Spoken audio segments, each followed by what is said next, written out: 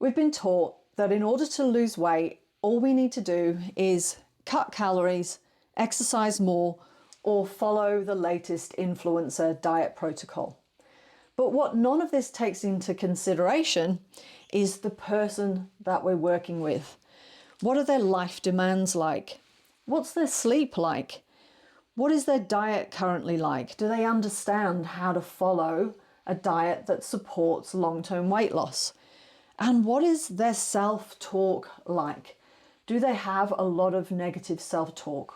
What is their relationship with themselves like? What is the relationship like with the people around them? So if we just look at this, yes, we know that cutting calories can work for weight loss. Yes, we know that exercise is really good for our health and it can contribute to weight loss. But if we don't take all of this into consideration, we're failing to understand how much stress load this person is carrying.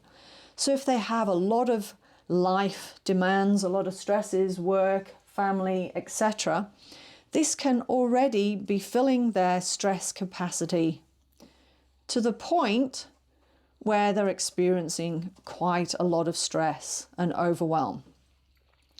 Then if we add in poor sleep, this just adds a whole other layer on top.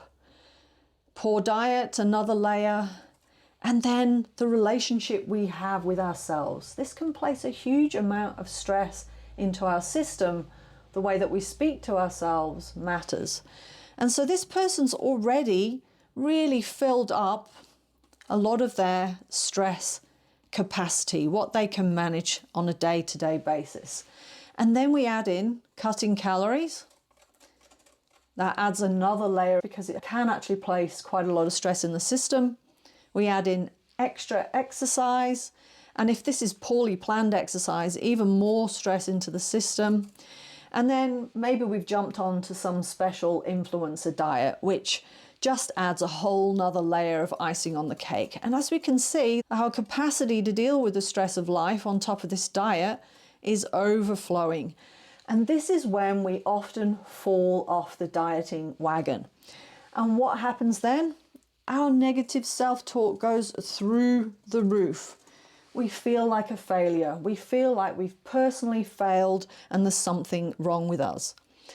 But when you understand it in this context, you can see that the whole system is failing this person. So this is why I've created Lose Weight Without Losing Your Mind. So that firstly, we can work on this relationship with ourselves.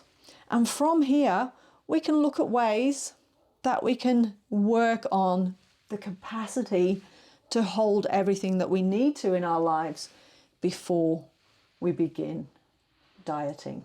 So if you're interested in joining us, please leave me a message below, or you can send me a DM to find out about the founding cohort starting later this year.